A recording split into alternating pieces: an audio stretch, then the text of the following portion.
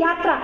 3 बजे उठ्नु छ, 8 घण्टा पलेटी कसेर बस्नुपर्ने एउटा कडा नियम थियो र त्यो गुरुको आज्ञा हो भनेर म दृढताका साथ बस्थेँ। रातिको 12 बजे सुत्नु थियो, 4 घण्टा बिचमा म आराम गर्थेँ, विश्राम गर्थेँ र गुरुले भनेका पुस्तकहरू पढ्थेँ। बिस्तारै 3 वर्षसम्म एकदम आत्तिएँ। यस्तो पनि समय आयो कि हरेक दिन हरेक घण्टा म मृत्युको साक्षात्कार गर्थेँ। लाग्थ्यो अब म मर्छु।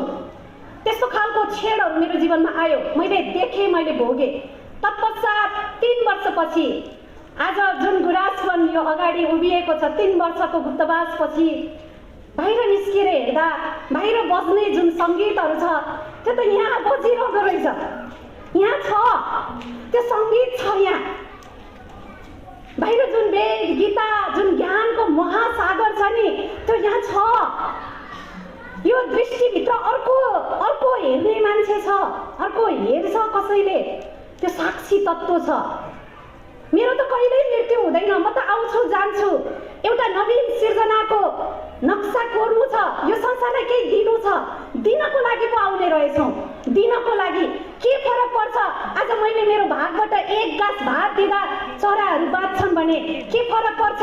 यदि कसैलाई जल राखिदिएर यो प्रकृतिको सन्तुलनको नियम यथावत रहन्छ भने फरक दृष्टिकोण, संसारलाई हेर्ने, सबैलाई देख्दा यस्तो लाग्छ अङ्गालो हालेर आई लभ यु भन्नु।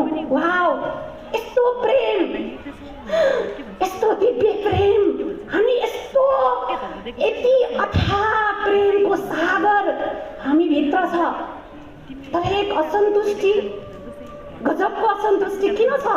किनकि आफैले आफैलाई भेटाइरहेका छैनौँ, खोजेका छैनौँ। खोज्नुपर्छ। आज जीवन प्राप्त भएको छ भने अभिभावक बन्नु भएको छ, अभिभावक बनिरहँदा बेस्ट अभिभावक बन्नुहोस्। भगवानले खटाउनु भएको छ। शिक्षा क्षेत्रमा लागिरहनु भएको छ भने इमानदारिताका साथ नवीन सिर्जना यो संसारलाई दिनको लागि एकदम तयार हुनुहोस्, ताकि जुन दिन मृत्यु नजिक आउँछ शानका साथ भन्न पाइयोस् मैले मेरो जीवन कम्प्लिट बाँचे, लैजाऊ मलाई।